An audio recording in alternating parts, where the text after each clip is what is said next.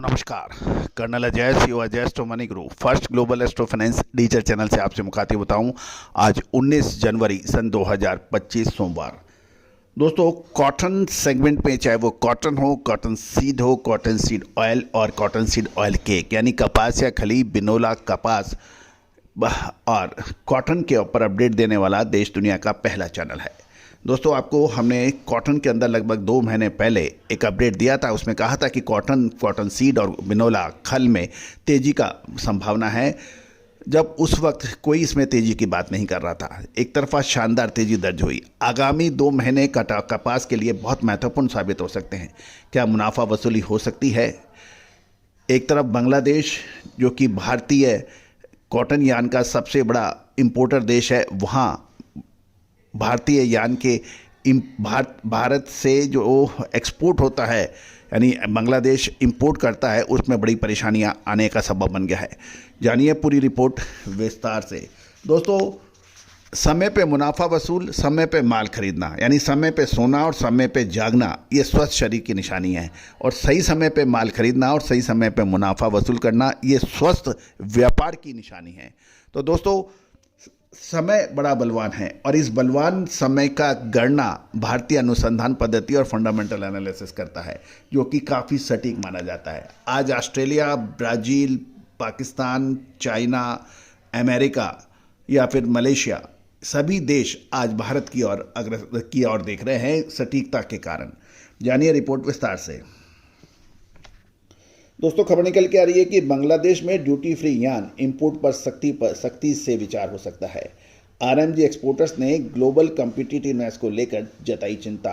बांग्लादेश के इंजीनियर्स तो बहुत खुश हैं, लेकिन बांग्लादेश की टेक्सटाइल मिलें इससे परेशान हैं। बांग्लादेश सरकार मीडियम टू कोर्स यान के ड्यूटी फ्री इंपोर्ट पर सख्ती करने पर विचार कर सकती है और ये कदम बांग्लादेश के घरेलू स्पिनिंग सेक्टर को राहत देने के उद्देश्य से प्रस्तावित है। लेकिन रेडीमेड गारमेंट्स, जिसे आरएमजी कहते हैं, एक्सपोर्टर्स का कहना है इससे प्रोडक्शन की कॉस्ट बढ़ेगी और देश में बांग्लादेश में ग्लोबल अपैरल मार्केट की कॉम्पिटिटिवनेस पे इस स्थिति में फ़र्क पड़ सकता है।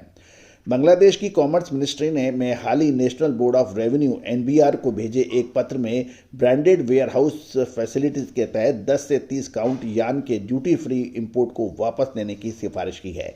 ये रेंज नेटवेयर मैन्युफैक्चरिंग में बड़े पैमाने पर इस्तेमाल होता है।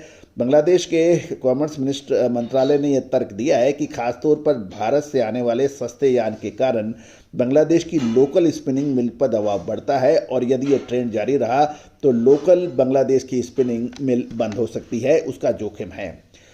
जबकि बांग्लादेश के घरेलू स्पिनिंग मिल्स ने इस प्रस्ताव का स्वागत किया है। वहीं बांग्लादेश की गारमेंट इंडस्ट्रीज के एक्सपोर्टर्स का कहना है कि कॉम्पिटिटिवनेस, प्राइस पर यान की उपलब्धता सीमित होने से मैन्युफैक्चरिंग कॉस्ट बढ़ेगी, जिससे इंटरनेशनल बायर्स के बीच बांग्लादेश की price sensitivity apparel supply chain में पोजीशन में प्रभावित हो सकती है।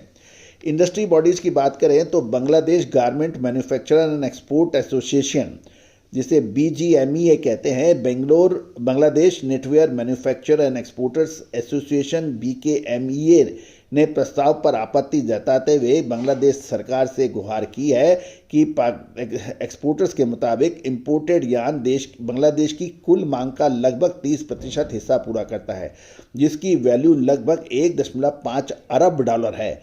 इसका बड़ा हिस्सा भारत से आता है और बांग्लादेश की इंडस्ट्रीज के कुछ रिपोर्ट्स के अनुसार प्रस्ताव की खबर के बाद बांग्लादेश में लोकल स्पिनिंग मिलों ने यान के दाम 0.25 से $0.30 प्रति किलो बढ़ा दी हैं, जिससे फिक्स प्राइस एक्सपोर्ट कॉन्ट्रैक्ट्स पे काम कर रहे मैन्युफैक्चरर के मार्जिन पर दबाव बढ़ा है। इंपोर्ट कर्व की यह पहल Bangladesh textile mills association BTMA की लगातार मांग के बाद सामने आई है।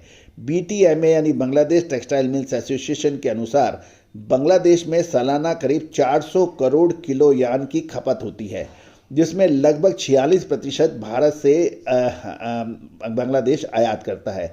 एसोसिएशन का दावा है कि भारत 30 काउंट यान बांग्लादेश में $2.5 से $2.6 प्रति किलो के भाव पर बेचता है, जबकि भारत में घरेलू बाजार में यही यान $2.90 से $2.93 प्रति किलो पर बिकता है, जिसके चलते लोकल स्पिनर्स के पास बड़ा इन्वेंट्री ओवरहैंग हो गया है। जहाँ तक कॉमर्स, बांग्लादेश की कॉमर्स मिनिस्ट्री ने अपने नोट में यह भी कहा है कि हाल में के वर्षों में यार्न इंपोर्ट में तेज उछाल आया है। फाइनेंशियल ईयर 2024 में इंपोर्ट वॉल्यूम 68% से अधिक बढ़ा, जबकि वैल्यू में 46% से ज़्यादा बढ़त हुई और फाइनेंशियल ईयर 2025 के वॉल्यूम में 18.4% और वैल्यू में 26.3% बढ़ने के समाचार हैं। बांग्लादेश के अधिकृत मंत्रालय की बात करें तो अब तक लगभग 50 स्पिनिंग मिलें बांग्लादेश में बंद हो गई है, क्योंकि वो वारा नहीं खाता है। इंपोर्ट पर बढ़ती निर्भरता और लीड टाइम लंबा होने के कारण लोकल वैल्यू एडिशन घटने और फॉरेक्स पर दबाव बढ़ने का जोखिम है। गौरतलब है कि अभी बांग्लादेश की आर्थिक स्थिति काफ़ी चिंताजनक है और उनका फॉरेक्स रिजर्व लगातार गिरता जा रहा है। दूसरी ओर गारमेंट एक्सपोर्टर्स बांग्लादेश का तर्क है कि इनपुट पर अचानक प्रतिबंध लगने से इंटरनेशनल ब्रांड के लिए बांग्लादेश की रिलायबिलिटी पर बड़े सवाल खड़े हो सकते हैं, खासकर ऐसे समय में जब ग्लोबल बायर्स कीमत और डिलीवरी टाइमलाइन को लेकर काफ़ी सख्त है। उनका मानना है कि स्पिनिंग सेक्टर को सपोर्ट देने के लिए टारगेटेड फिजिकल इंसेंटिव इंपोर्ट कर की तुलना में ये काफ़ी डिस्ट्रक्टिव विकल्प हो सकता है। बांग्लादेश के स्पिनर्स इस मुद्दे पर बांग्लादेश के एलडीसी ग्रेजुएशन के संदर्भ में देख रहे हैं। ग्रेजुएशन के बाद यूरोपियन यूनियन, यूके, जापान जैसे बाजारों में प्रोफेशनल एसेट्स बनाए रखने के लिए सख्त रूल्स ऑफ ओरिजिन लागू होंगे, यानी लोकल यार्न और उच्च वैल्यू एडेड की भूमिका होगी। फिलहाल लोकल मिल्स नेटवेयर यार्न में लगभग 90% और वुवन सेगमेंट में 45% की मांग पूरी कर रही है और शेष मांग भारत, चीन और पाकिस्तान के से आयात के जरिए पूरी हो सकती है। भारत के लिए बांग्लादेश सबसे बड़ा यार्न एक्सपोर्टर डेस्टिनेशन बना हुआ है। दोस्तों, उम्मीद है आपको ये जानकारियां पसंद आई होंगी। और राज टेस्ट से भर दे हर जुबान पे स्वाद। एवरीडे मसाले, देश का स्वाद।